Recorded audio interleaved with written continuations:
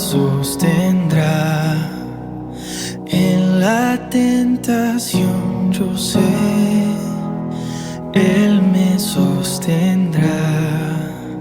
No podría estar de pie en la oscuridad, pues mi amor muy frágil es, Él me sostendrá.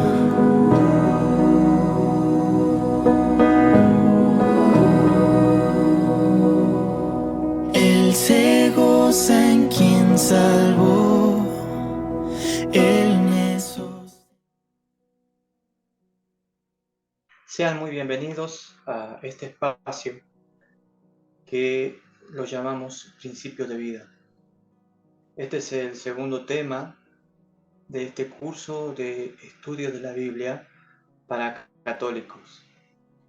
Además, está abierta la oferta, la invitación se extiende para todos aquellos que quieran conocer más de Dios, que quieran conocer más de su palabra. Nos hemos propuesto como objetivo de este curso dos cosas, lograr solamente dos cosas. La primera es que la persona aprenda a leer la Biblia por sus propios medios, siguiendo las instrucciones de las Escrituras de cómo se la debe leer y entender. Y segunda medida es que la persona aprenda a orar. Teniendo estas dos cuestiones claras, nosotros por medio de las Escrituras dejamos que la voz de Dios llegue hasta nosotros y disponiendo nuestro corazón y todos nuestros pensamientos, derramándolo así por medio de la oración, estamos dialogando con el Señor. Y nosotros de esa manera tenemos una relación con el Señor, una relación de amistad, podríamos decirle.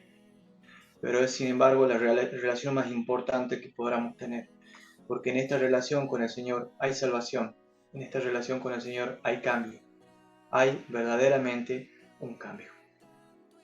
En el segundo tema que vamos a ver, vamos a encontrar en la Escritura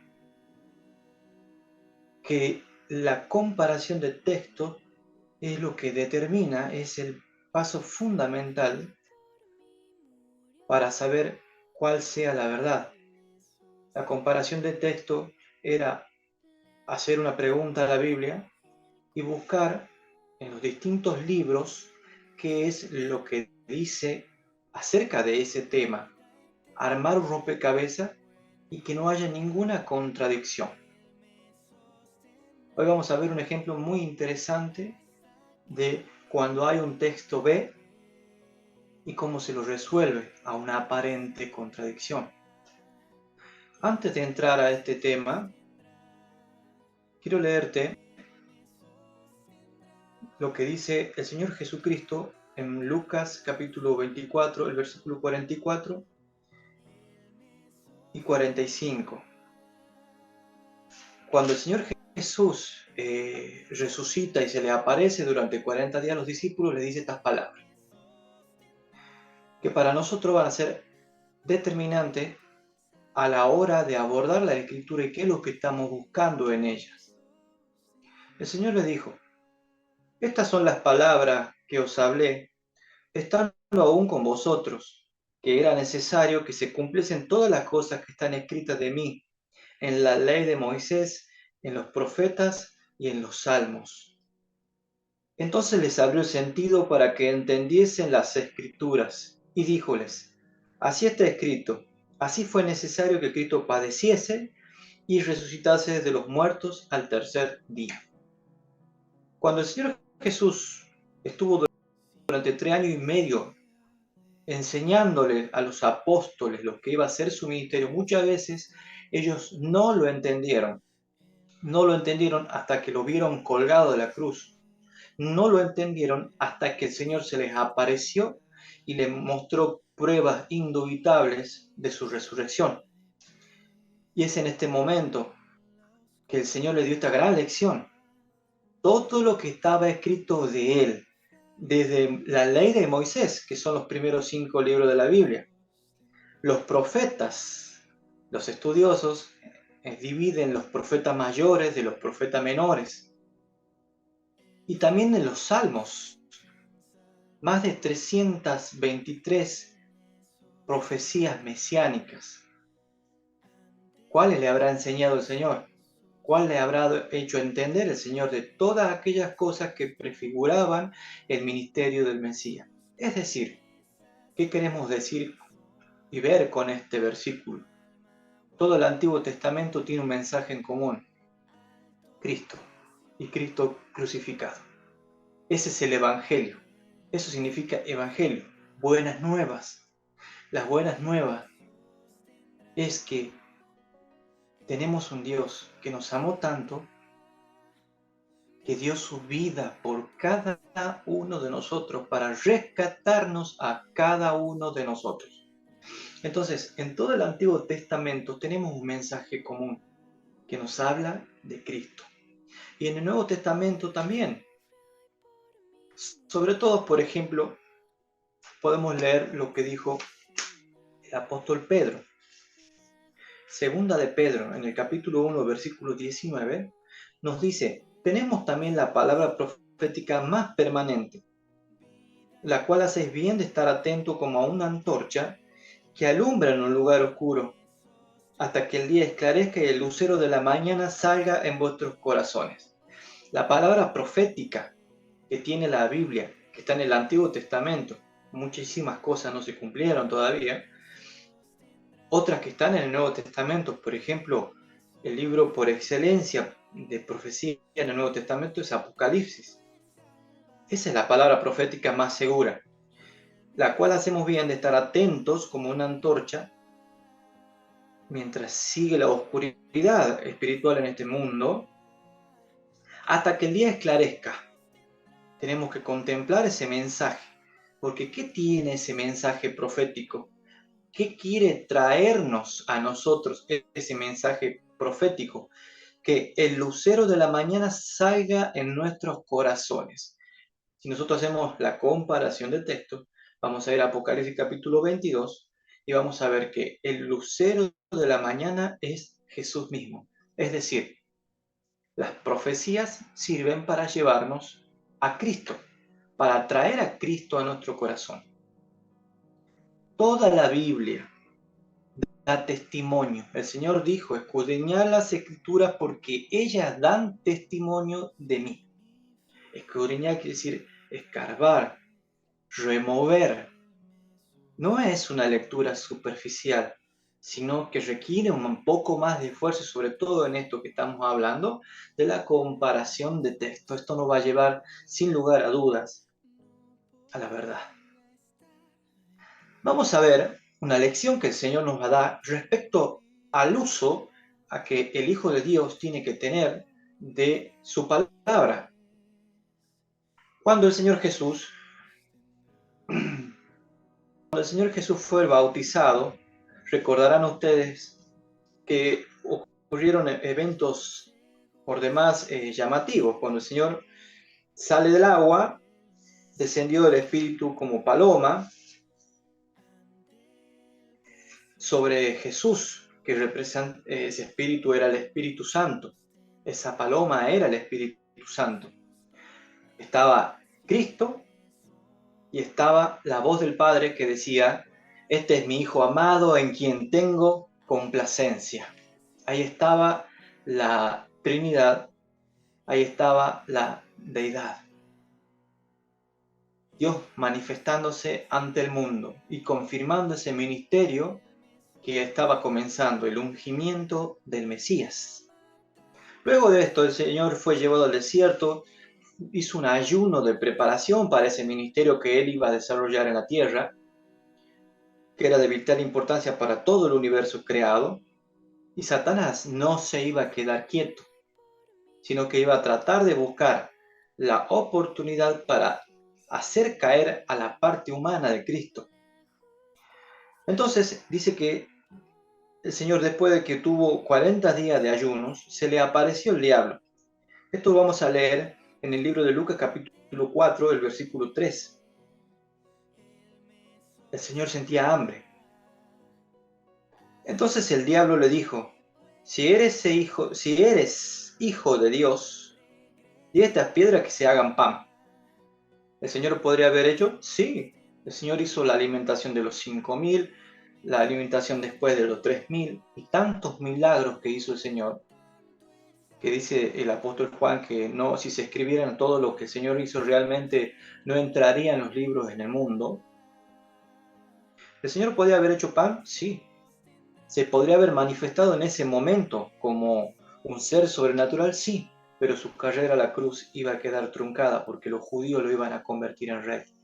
Entonces el Señor no iba a hacer uso de su poder sobrenatural para beneficiar su humanidad. El Señor vino a vivir una vida igual, semejante a la de nosotros. Entonces el diablo lo fue a tentar por medio del hambre. Y esta tentación el diablo también la utiliza para con nosotros en diferentes aspectos, de diferentes maneras en nuestra vida. Pero el Señor nos va a dar una lección de vida a los cristianos. ¿Cómo debemos responder a las acechanzas de Satanás?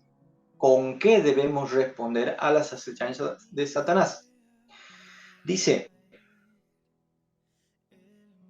y Jesús le respondió, escrito está, cita la escritura, que no solo con pan vivirá el hombre, mas con toda palabra de la boca de Dios, mas con toda palabra de Dios, no solo de pan. O sea que nosotros no solamente debemos preocuparnos de los bienes, del sustento, sino más bien de la palabra de Dios, de tener el alimento espiritual para poder resistir justamente a estos ataques del diablo. Lo interesante es que el Señor utiliza las escrituras para responderle al diablo. Y ahí ya no está diciendo algo muy importante. Debemos conocer las escrituras y siempre a los ataques de Satanás se los responde con la escritura. Entonces dice que el diablo le llevó a un monte alto y en el monte le mostró un momento de tiempo todos los reinos de la tierra. Y le dijo el diablo, a ti te daré toda esta potestad y la gloria de ellos, porque a mí es entregada y a quien quiero la doy. Pues si tú adorares delante de mí, serán todos tuyos. ¿A cuántos Satanás habrá tentado con esta tentación? ¿Cuántas personas habrán sucumbido a los anhelos temporales de esta vida, a esta jugosa oferta, y habrán desperdiciado su alma? Entonces el Señor le responde de manera similar a lo que habíamos mencionado en el versículo anterior. Dice el Señor Jesús en el versículo 8, y respondiendo Jesús le dijo, vete de mí, Satanás, porque escrito está, al Señor tu Dios adorarás y solo a Él servirás. Fíjese esa respuesta del Señor. ¿De a dónde contestó el Señor? Escrito está. ¿A dónde estaba escrito esto, Señor? En Deuteronomio capítulo 6, el versículo 13. Lo que leímos en la respuesta anterior del Señor estaba en Deuteronomio capítulo 8, el versículo 3. Entonces el Señor conocía las escrituras y respondía a Satanás, a las insinuaciones del enemigo, con un escrito está. Al Señor tu Dios adorarás. ¿A cuántos hay que adorar? Al Señor tu Dios. ¿Y a cuántos hay que servir? A Él solo servirás. En otra versión dice, solo a Él darás objeto de culto. Solo al Señor tu Dios. Interesante la respuesta del Señor Jesús. Ahora dice que Satanás le llevó a Jerusalén y púsolo sobre las almenas del templo y le dijo, si eres hijo de Dios, échate de aquí abajo, porque escrito está. Vaya noticia, curiosa noticia. ¿Puede Satanás utilizar las escrituras? ¿Conoce las escrituras el diablo? Las conoce perfectamente, las sabe de memoria. No hay nada que no conozca, no hay nada que no entienda. Ahora, el diablo interpreta la escritura y le va a decir lo siguiente, porque escrito está, que a tus ángeles mandará de ti que te guarden, y en sus manos te llevarán, porque no dañes tu pie en piedra. Entonces el diablo lo está llevando a la punta de la construcción del templo y le dice que se arroje abajo porque está escrito en la Biblia que mandará a sus ángeles y no le va a pasar nada. ¿Será que eso es cierto si yo me subo a un puente y me arrojo y digo creo en Dios y me tiro y no me va a pasar nada, me va a salvar un ángel? Imposible. Y el Señor utiliza ese texto mal interpretado y le da el correcto sentido. Claro, el Señor otra vez va a decir, escrito está. Dice en el versículo 12, y respondiendo Jesús le dijo, escrito está también, no tentarás al Señor tu Dios, no tentarás al Señor tu Dios. Entonces, el Señor utilizó un texto para darle el sentido correcto a este otro texto que Satanás había utilizado. No hizo una contradicción, no hay dos versiones de una verdad. No es que el diablo tenía razón con ese versículo y el Señor sacó otro versículo y hay una contradicción ahí en la Biblia. No, le dio el sentido correcto. Sí, el Señor te protege, pero vos no te pongas en situaciones que el Señor no te mandó y es más que te advirtió que te alejes. Si yo soy hijo de Dios, tengo fe, tengo confianza, no me voy a ir a meter a un barrio peligroso a las 3 de la mañana. El Señor nos llama a la prudencia. Entonces el Señor acá, citando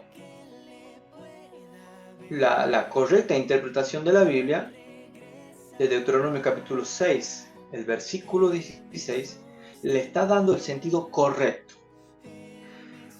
¿Por qué leemos este ejemplo? Porque el diablo sabe utilizar también las escrituras y también utiliza sistemas religiosos para enseñar cosas que la escritura no dice. Textos interpretados a medias, textos sacados de contextos. Podría poner un ejemplo. Hay una religión que dice que no se debe hacer transfusiones de sangre porque eso es pecado mortal. ¿De dónde sacaron esa idea? De Levítico 19, cuando la escritura dice no comas, no bebas la sangre del animal porque en ella está la vida. Ahí está diciendo la escritura no coman, no tomen sangre de los animales porque eso está lleno de parásitos, le va a hacer mal a la salud. Está prohibido comer parásitos, sangre, comer víscera de los animales. El Señor te da un principio de salud, pero ahí jamás está diciendo en ningún versículo que no te puede hacer transfusiones de sangre. Y eso si fuese así, sería contradictorio con un montón de otros pasajes, como por ejemplo cuando el apóstol Pablo dice, el que sabe hacer lo bueno y no lo hace, es pecado. ¿Qué tiene de malo hacer una transfusión de sangre que no es comer? Es una transfusión. Y no es de animal, es de humano. Es la ciencia. Dios dio la ciencia a los sabios. Toda ciencia viene de Dios. Y en este caso viene usada para que una persona se salve, para que un niño se salve, para que una mujer se salve. Eso sería interpretar de una manera muy particular y parcial la escritura. ¿Por qué suceden estas cosas? ¿Por qué hay tantas religiones si tenemos una sola Biblia? Satanás se encarga de que el mensaje verdadero y genuino de las escrituras sea contaminado con malos ejemplos, con malas enseñanzas que pasaron a través de la historia del cristianismo. ¿Puede Satanás utilizar la escritura para confundirnos? Sí, sí puede. Vamos a ir a 2 de Corintios, el capítulo 11, el versículo 13, 14 y 15. 2 de Corintios 11, versículo 13, 14 y 15.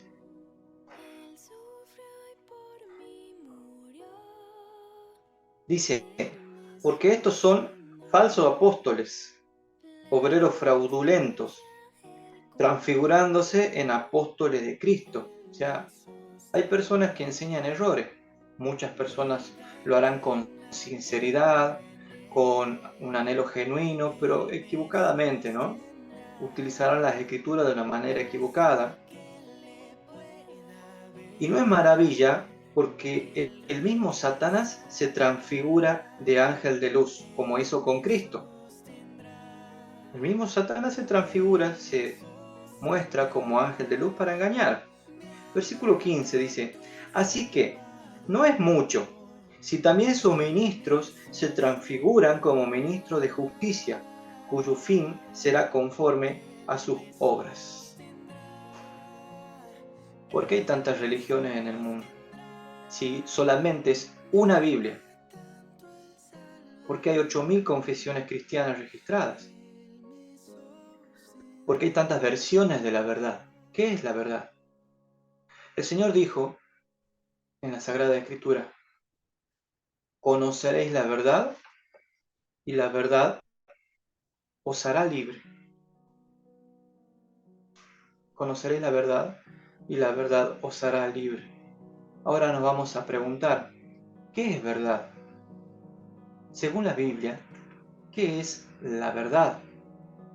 Vamos a leer en el libro de San Juan, en el capítulo 14, el versículo 6, dice lo siguiente. San Juan 14, el versículo 6. Vamos a encontrar que en la Escritura solamente hay 3 versículos que nos dicen qué es la verdad. Solamente 3 sentidos.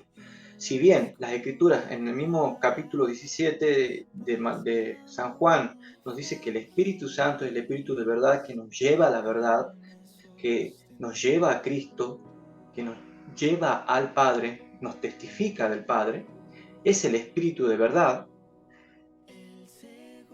La pregunta es, ¿qué es verdad? Solamente tenemos 3 versículos que nos dicen qué es la verdad. Y en este camino que vamos a hacer de comparación de texto nos vamos a dar cuenta que no hay tantas versiones de la verdad, sino que hay una sola. Primero, San Juan capítulo 14, el versículo 6, dice, Jesús le dice, yo soy el camino y la verdad y la vida. Nadie viene al Padre sino por mí. Cristo es el único puente entre el ser humano caído y el cielo. Nadie llega al Padre si no es por Jesús. Número 1, ahí nos está diciendo, ¿qué es la verdad? Yo soy la verdad. Yo soy el camino. Yo soy la vida. El primer significado, según la Escritura, de lo que es la verdad es Cristo. Vamos a ver en el mismo San Juan, en el capítulo 17, el versículo 17, el segundo significado de qué es la verdad según las Sagradas Escrituras. Dice, santifícalos en tu verdad. Tu palabra es la verdad. Santifícalos en tu verdad. Tu palabra es verdad. Aquí tenemos el segundo significado de la verdad. El primero es Cristo y el segundo es la palabra de Dios. ¿Y qué parte de la palabra de Dios? ¿Solamente el Nuevo Testamento? ¿Solamente los libros que a mí me gustan? ¿Los libros que entiendo y los que no entiendo no los escudriño? ¿Están de más? Cuando el Señor dijo, escudriñad la Escritura porque ellas dan testimonio de mí, está hablando de toda la Escritura. Y eso nos lleva a un contexto perfecto. Nos lleva a que la Biblia hable por sí misma, conforme a esta regla interpretativa de la comparación de textos. Toda Escritura es inspirada por Dios, útil para corregir, para instruir en justicia. Leímos en el tema anterior lo que decía en 1 Timoteo capítulo 3, el versículo 14 al 20. Toda la Escritura es inspirada divinamente por Dios. Entonces acá tenemos el segundo resultado de que es verdad, es toda la Escritura. El tercer versículo que nos va a revelar de qué es verdad está en el Salmo, en la mitad de la Biblia. Vamos a encontrar el Salmo 119, el versículo 142. Dice lo siguiente: tu justicia es justicia eterna y tu ley la verdad. Tu ley es la verdad.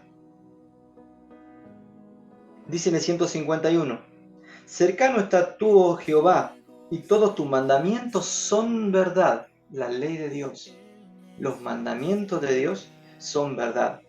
Ya mucho que he entendido de tus mandamientos, que para siempre los fundaste. Los mandamientos de Dios son eternos, para siempre los ha fundado. Entonces, ¿cómo es esta controversia de que hay iglesias que enseñan que los mandamientos de Dios han sido abolidos? Es extraño, ¿no? Si uno busca en todas las hojas de la Escritura, no va a encontrar otro versículo que te diga tal cosa es verdad. Tenemos estos tres significados de la verdad. La verdad número uno es Cristo. La número dos que vimos, la palabra de Dios. Y la número tres son los 10 mandamientos. ¿Será que hay religiones que no utilizan la comparación de textos sin contradicción? ¿Puede ser que esto ocurra? ¿Quién está detrás de que se enseñe que los mandamientos de Dios han sido abolidos en la cruz? ¿Quién está detrás a que se enseñe que no es necesario obedecer nada, que por gracia somos todos salvos y una vez que usted se bautiza ya es salvo para siempre? No puede escaparse de esa salvación, contradiciendo claramente muchos versículos de la Escritura, claro. Vamos a ver en el libro de Apocalipsis que, como bien dijimos, habla acerca de Cristo, nos lleva a testificarnos de Cristo. En el libro de Apocalipsis, en el capítulo 12, el versículo 17 nos dice cuál es el pueblo portador de la verdad, cuáles son las características de este pueblo portador de la verdad. Dice el versículo 17, venía hablando de la iglesia y del dragón que es Satanás. Entonces el dragón se llenó de ira contra la mujer y se fue a hacer guerra contra los otros de la descendencia de ella, los cuales guardan los mandamientos de Dios y tienen el testimonio de Jesucristo. Mira, ahí están las dos características del pueblo de Dios. Los que guardan los mandamientos de Dios, número uno. ¿Cuáles son los mandamientos de Dios? Nos preguntamos.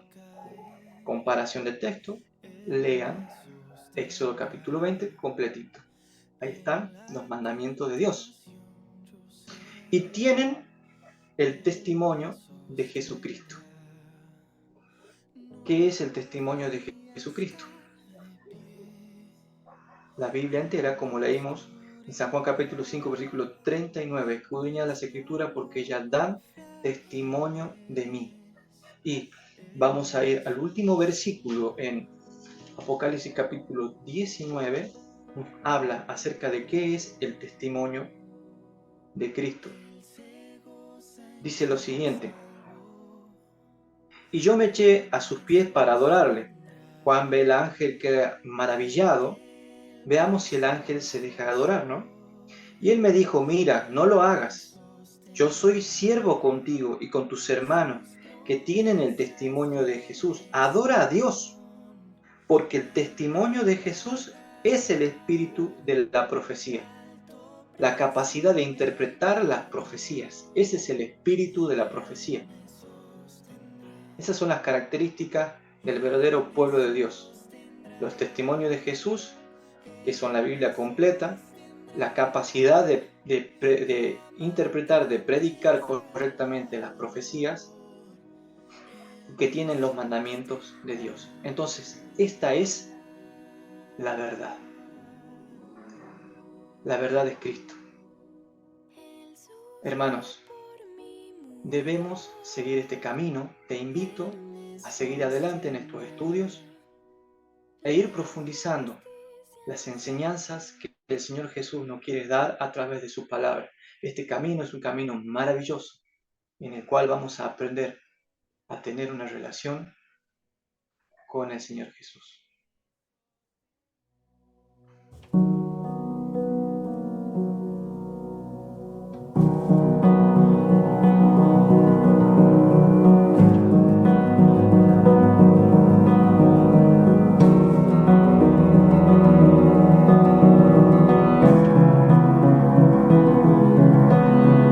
Si mi fe ha de caer, Él me sostendrá en la tentación.